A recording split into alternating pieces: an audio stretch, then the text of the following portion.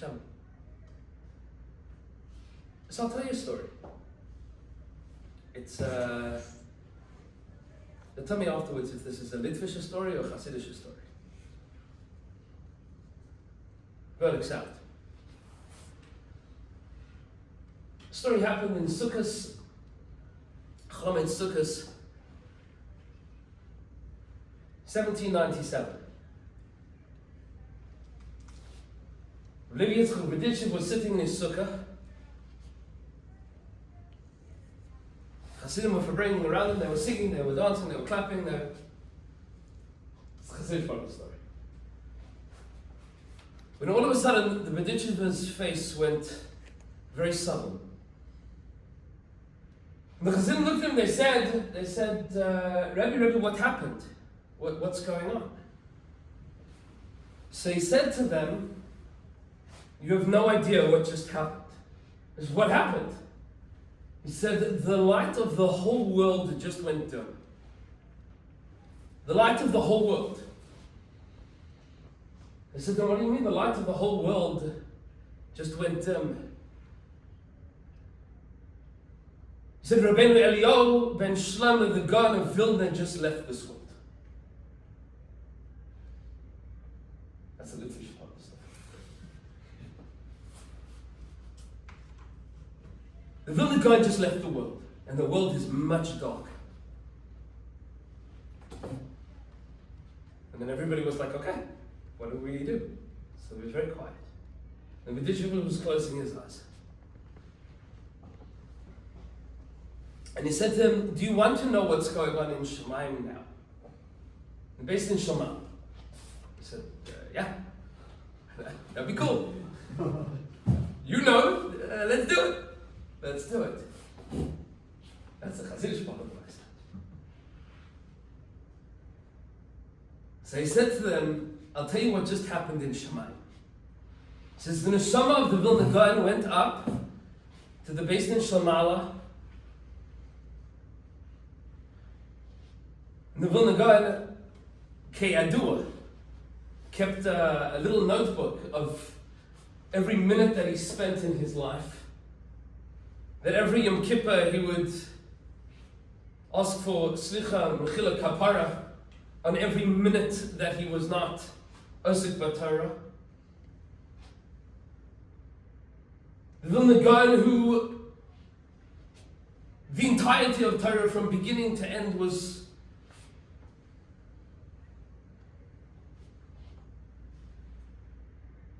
the Vilna Gaon, about whom the Nefesh HaChaim writes in the introduction to his parish on Chelik of the Zohar, the Tzafra, the Tzniusa. He says that when my Rebbe, the Vilna Gaon, was 9 years old, he wanted to make a golem. A Kabbalah, he wanted to make a golem. And it was nisgalat min hashamayim that it was not derech eretz for a bacher under the age of bar mitzvah to make a golem, so he didn't.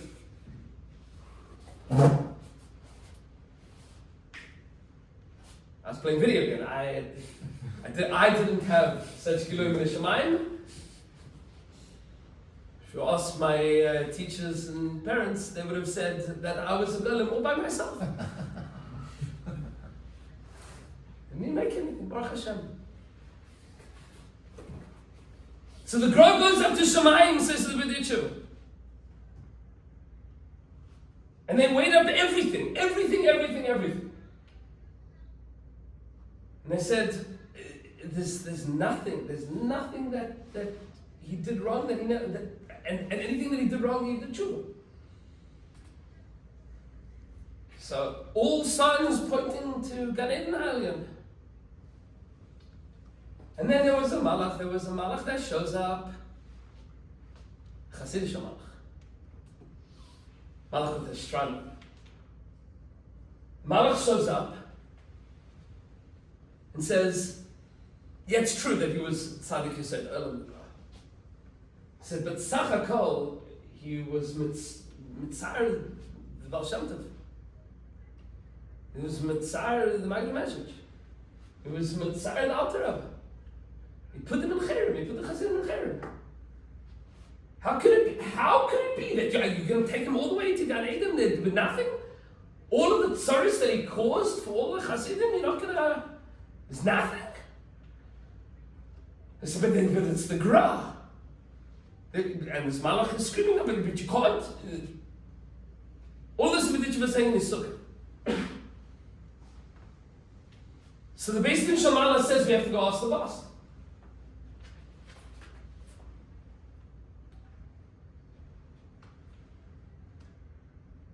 Again, this is above my pay grade. Well above my pay grade.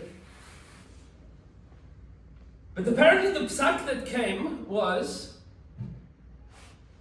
in 3 weeks' time, the Ma'arei Naim of Chernobyl is going to be leaving the world.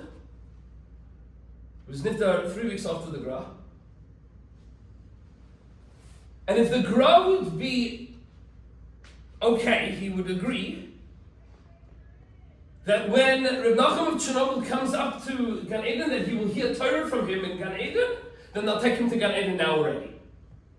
And if he's not going to agree, so if he's not going to be okay with doing a shtickle tshuva, so then they're going to take him in front of the Pesach of Gehenom on his way to Gan Eden. He's going to be Royeb Pischa Shel Gehenom. So they say this to the Gra. They give them the psak. Either you're willing to hear Torah from Reb Nachum of Chernobyl, one of the G'dolei Tamid Al Hashem, or on your way to Gan Eden, we have to show you Pischa Shel Gehenom. Said the B'ditchev in the sukkah that night. He said, and the Gra just said, I will not hear Torah from him. That's a little Shabbat story.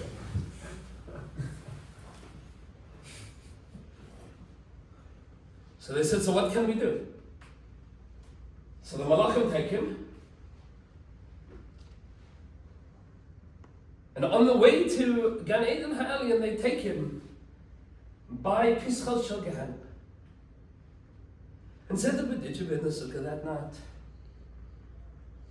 19th of Tishrei.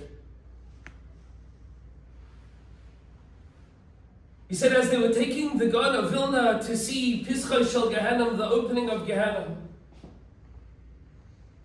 he said, all of a sudden in Shamayim there was a Rash Gadol. As thousands and thousands of Dapei Gemara came and surrounded the Gra so that he should not see Pischa Shel Gehenom. And Kacha they took him to Gan Eden.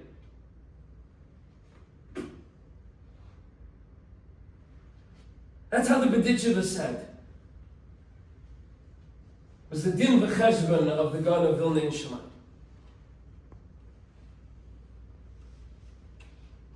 Now you have to tell me if it's a Chassidish story or a Litvish story. I don't know.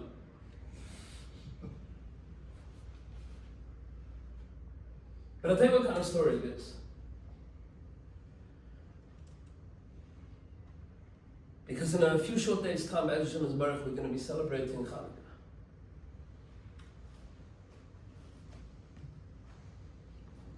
And Chanuka is a strange Yom Tov. All of the rules of all of the Yom Tovim break down by Chanuka. Doesn't make any sense.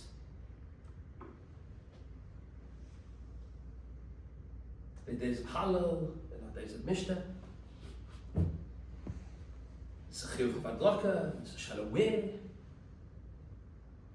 it's a shalav zman. It's the only mitzvah that you have mikatz ala katz with the zmanim. It's very strange.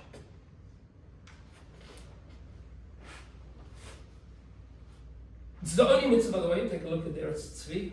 The Kasher Glover, he has a lot to say about this. That according to some of the Rishonim, the ikar zman to do the mitzvah is ben hashmashos. It's the only mitzvah in the whole world. But according to some of the Rishonim, the ikar zman is at a time of suffix. If you open up the Alich Shlomo, Shlomo Zalman Auerbach, when he talks about the halachas of where to put the menorah in big buildings, and so he writes that there are not enough sheiroshim in the Gemara and in the Rishonim to be able to pass on these shalos. And all of it is totally in Svarim. Shlomo Zalman Auerbach, take a look. Alich Shlomo. It's totally in Svara and in Havana Deliba. I mean, if you want to understand Chanukah, you have to look. You have to look. Chanukah is hard. If you want to understand what's going on, it's not. I'm kidding that it's kimat not even in Torah Sheba'al Peh. I think it's the Imre Pinchas Karza that says, "Ve'ein lanu rishus liyishtamesh bahem ela lir'osim bilvad," means that even the Torah Sheba'al Peh of Chanukah is ifshar liyishtamesh bahem, that it's even the Torah of Chanukah is hidden. It's not written down in the Mishnah, it's barely in the Gemaras. It's le'ela, it's not, it's very hard to pin down.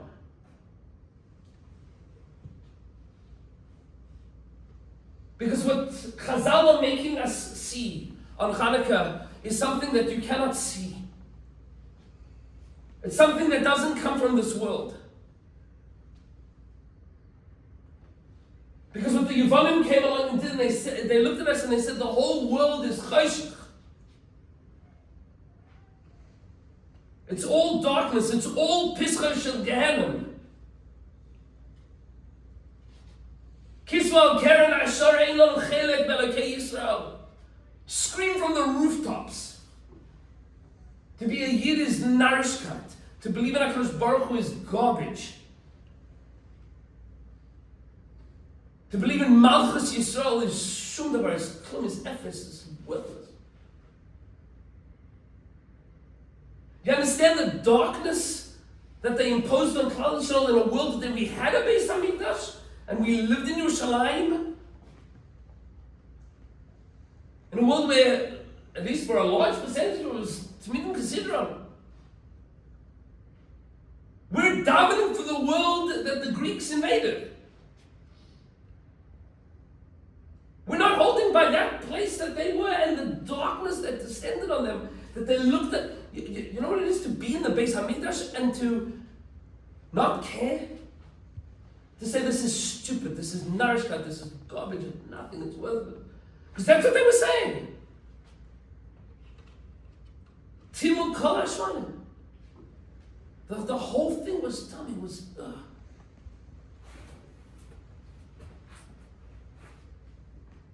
When you look at the world, it's pischa shel Gehenom.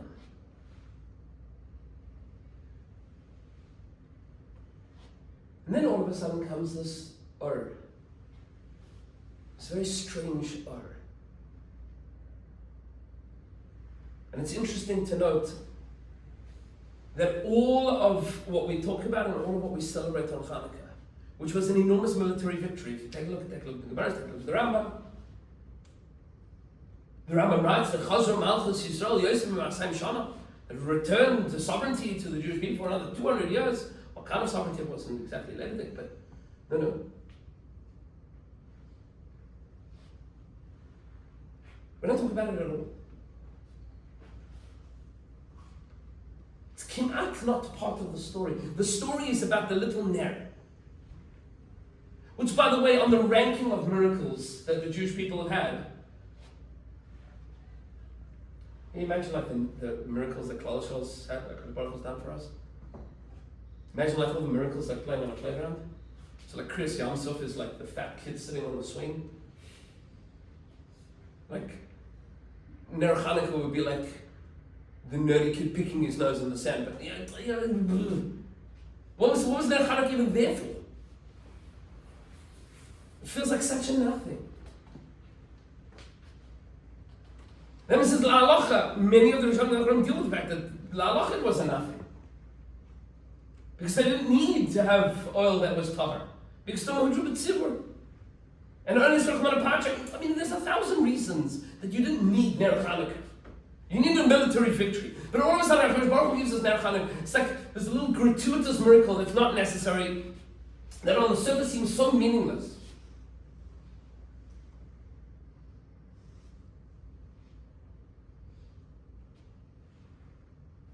I'll tell you what the omek is. Sfas Emes writes like this in two places in the Sfas Emes and the Likutim, not in the standard Sfas Emes. So the Likutim is what he wrote before he became the Rebbe. So some of the Likudim say Bereshis. So someone says a Murray the Chidush.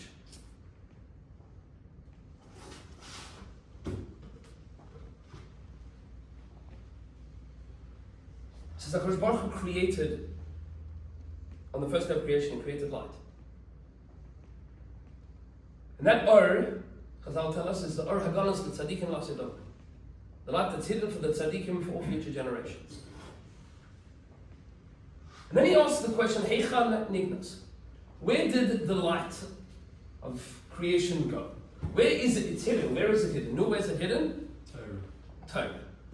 That's how almost everybody says. Says the Sasamis, you know where it's Nignas? Heichan Nignas? B'choshech. That's where HaKadosh Baruch Hu put it. HaKadosh Baruch Hu put the Or, Sheshus Mei Bereshis, the Or of Bria Sa'olam. He put that Or in the Choshech. Because the Chiddush of Chanuka, my dear sweet and holy friends, is not, it's not that if you open a Gemara, you'll be filled with light and everything will be amazing and you will float over the world like a cheat code.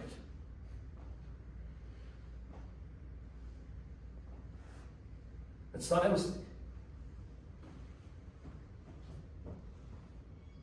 What it means is that if you are standing in front of Pischa Shel Gehenom, you can decide to see Gemaras. It means that when the world around you is dark, when the world around you is meshugah, when the world around you is tempting, when the world around you is pulling you away from the Beis Medrash, when the world around you is pulling you away from Torah Hashem, that you can find only in that choshech. And so Chazal tell us, "Bim chashogim hashivani," the pasuk in Eicha, "Zet Talmudi shel Bavel," that in the darkness we discovered Gemaras. In the darkness we discovered what it means to be mamik in Dvar Hashem zu halacha. It's not because everything was amazing.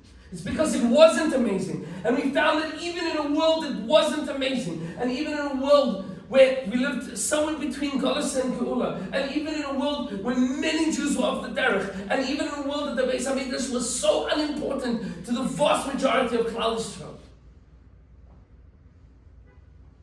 that in that choshech you can still find Or.